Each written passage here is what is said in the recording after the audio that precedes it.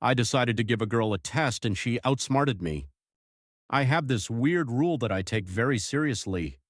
All girls with whom I start a serious relationship, I check through a special test.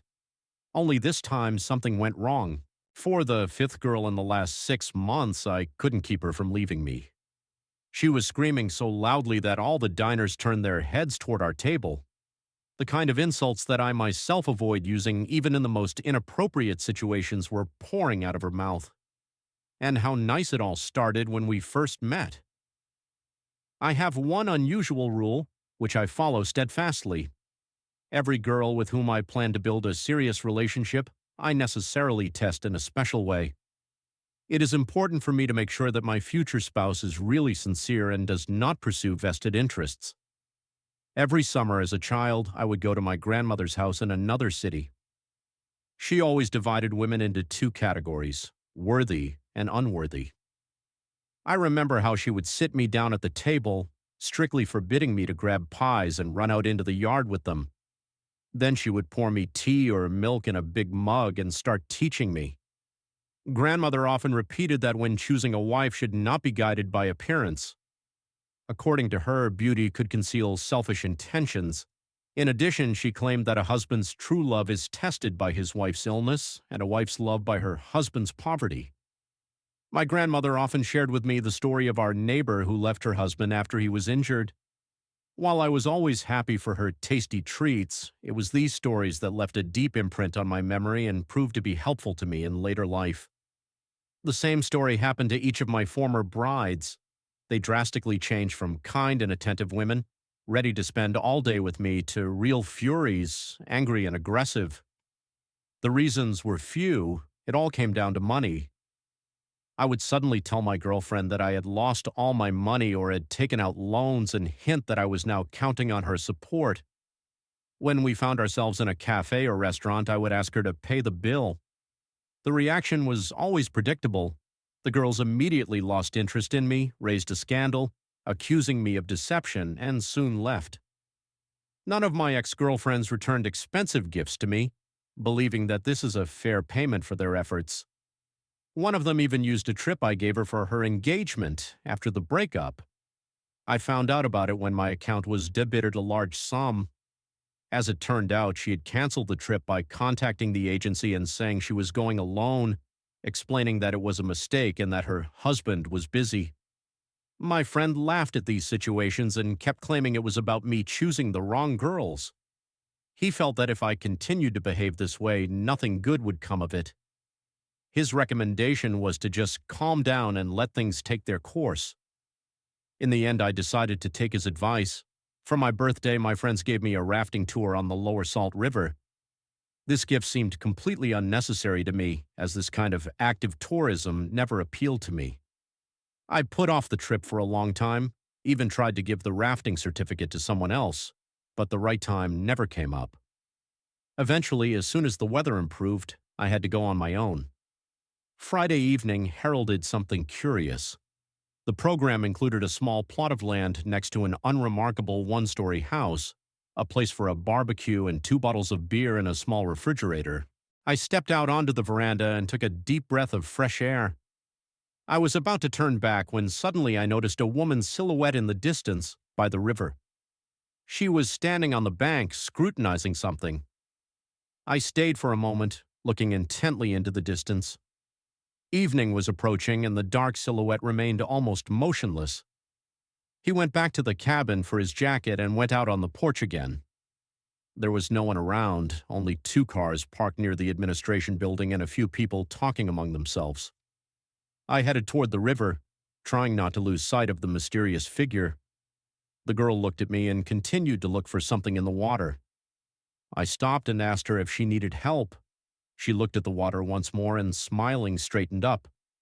I looked around, noticed a shoe lying nearby, and decided to help. Putting it on the bank in front of the girl, I came closer and reached out my hand. Pulling her towards him, he helped her out of the water. She literally jumped into my arms. There was a bench nearby. We approached it, and the girl sat down to wipe her feet and put on her shoes. Climbing off the bench, she thanked me for my help and said her name, Anna, and we both laughed. the beginning of the form. As we walked to the cabins, we got to talking and quickly realized that spending an evening together was much more enjoyable than sitting alone in a cold room. Having found much in common, the weekend passed quickly and I felt a slight regret at the thought of returning home. Anna said regretfully that it was time for her to get ready to hit the road. I was surprised to learn that she also lived in Las Vegas, although she had mentioned earlier that it was her hometown. Our common place of residence brought us even closer together, and we drove back to the city together and started dating. I was immensely happy. For the first time in my life, I felt like a real support for her, a significant person in her life. Anna reciprocated me, and it seemed that she was also in love. I showered her with gifts and flowers, took her to restaurants, theaters, and exhibitions, showing that for me she was the center of the world.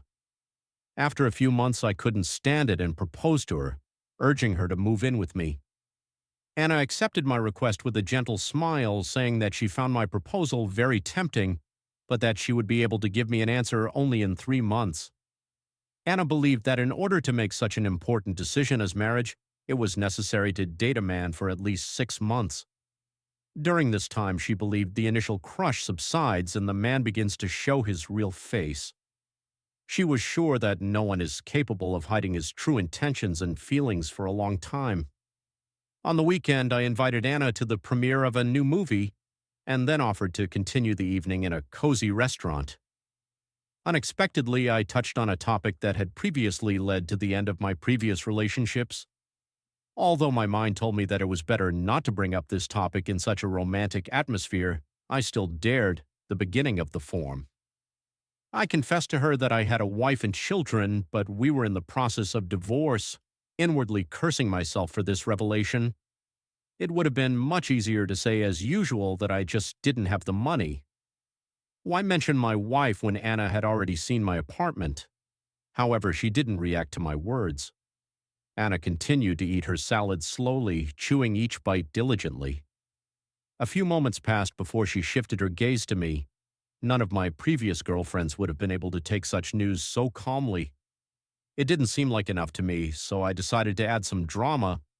I started talking about how I would have almost no money after alimony and would have to pay off the loan, not even noticing how carried away I was by my words.